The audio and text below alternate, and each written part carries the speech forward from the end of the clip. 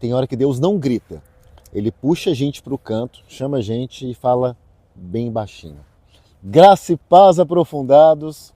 Você já sabe que aqui a conversa é com a Bíblia aberta e também o coração aberto. E Oséias 2 é um desses capítulos que parece uma conversa particular de Deus com a gente. Sabe aquela conversa, como a gente mineiro diz, no pé do ouvido? É essa conversa aqui que a gente vai ver em Oséias 2. Mas antes de entrar nesse bate-papo com o Senhor dos Senhores, o Rei dos Reis, deixa eu te pedir uma coisa, se inscreve aqui no nosso canal, curta esse vídeo, já prepara para compartilhar aí com o pessoal da célula, da igreja, com os irmãos. Me segue também lá no Instagram, eu tenho um Instagram só sobre evangelismo, que é @evangelismo com coragem, que é levar a palavra de Deus para fora dos muros da igreja aí. E todos os dias, hoje foi uma bênção, 5am. É onde a gente se encontra, onde tem palavra, tem oração, e a gente já começa o dia muito ativado. O dia que eu participo do 5am, meu irmão, é outro dia, é bênção, é glória, é energia, é ativação, é as primícias da nossa vida para o Senhor. Mas embora aqui para o texto, quero te passar um panorama rápido até agora. Em Oséias 1, Deus mostra a infidelidade do povo dele usando a própria vida do profeta Oséias, que dá o título aqui para o nosso livro. E agora, em Oséias 2, Deus começa a conversar com o povo, então aquela conversa dele com o povo. É como se ele dissesse assim, o Senhor: vamos sentar aqui, gente, a gente está precisando bater um papo sério, vamos ter um papo reto aqui de vocês com o pai de vocês. E aí o começo do capítulo é bem duro, né? Tem umas palavras duras aqui. Os primeiros versículos são pesados, Deus fala de correção, fala da consequência e desse afastamento que aconteceu, né? Por exemplo, vou ler aqui o versículo 2, para vocês entenderem, ó.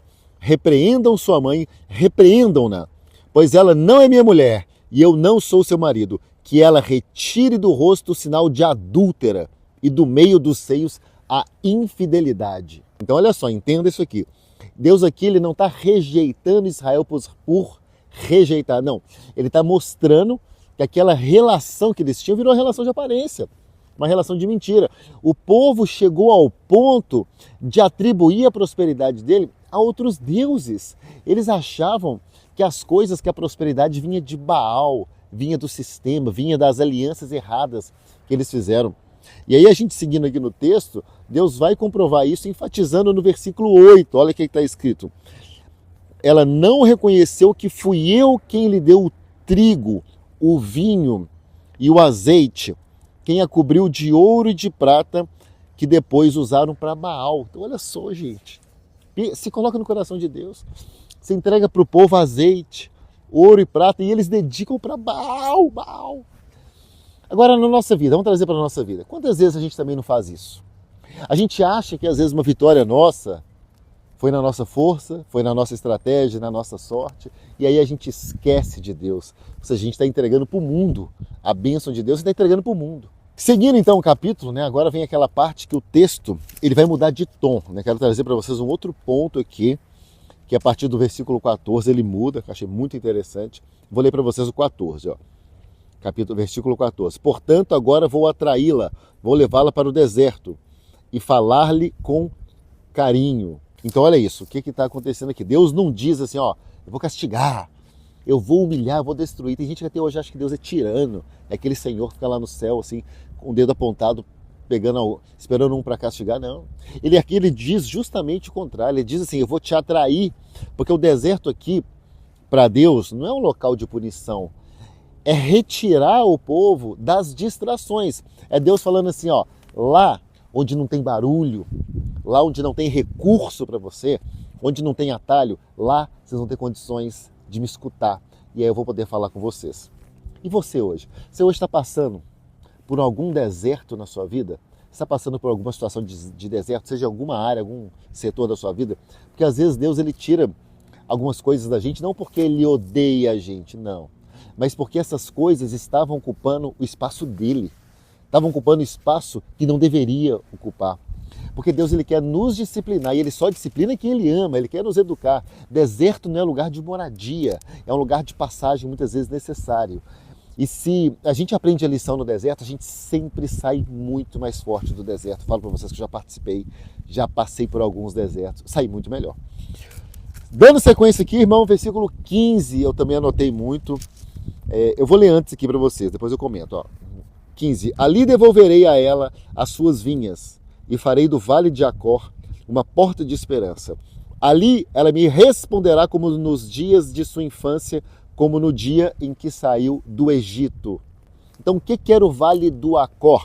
O Vale do Acor, ele era um lugar de derrota, era um lugar de erros antigos. Então, Deus está dizendo assim, aonde foi vergonha, eu vou abrir esperança. Isso aqui é muito forte, porque Deus não desperdiça nem os nossos erros quando a gente se volta para Ele. Você já reparou isso na sua vida? Já aconteceu com você? Comigo já aconteceu várias vezes. Não só com os erros, mas com coisas que eu já passei. Por exemplo, Ele não desperdiça na nossa vida nenhum recurso. Às vezes, uma experiência mística que você teve, às vezes um emprego estranho que você passou 2 anos e não entendeu porque estava passando por aquilo, ou às vezes nem era para você estar lá, mas Deus aproveita isso. Uma habilidade que você aprendeu há uma década atrás e você não deu valor, Deus traz tudo à tona. Deus pega tudo que você já fez, porque Ele não desperdiça nada, e Ele usa aquilo para te abençoar, para te prosperar, às vezes dentro de um novo projeto, de uma nova função, de uma nova missão de vida. Esse é o nosso Deus, porque Ele nos acompanha, Ele sabe tudo de nós, muito mais do que a gente mesmo. Ele não desperdiça recursos. Deus é um Deus de economia, de austeridade.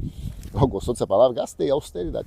Bom, então seguindo, tem aqui o verso 16 que vai dizer assim: naquele dia, declara o Senhor, você me chamará meu marido, não me chamará mais meu senhor.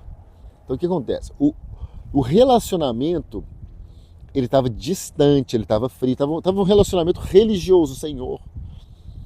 E agora Deus está falando o quê? De intimidade, marido é intimidade, esposa. Então não é mais uma relação de medo, agora é uma relação mais vinculosa, com mais vínculo. Né? E aí depois seguindo aqui, para a gente já encerrando, tem trechos aqui nos versículos 19 e 20 que eu também marquei, que eu vou ler para vocês. Ó, no começo do 19, eu me casarei com você para sempre. E depois o 20, eu me casarei com você com fidelidade, e você reconhecerá o Senhor. Então olha a insistência de Deus, olha como é que Deus não desiste de nós. O povo falhou, o povo caiu, o povo de Deus errou feio. E como é que Deus responde? Virando as costas? Não. Deus responde com aliança.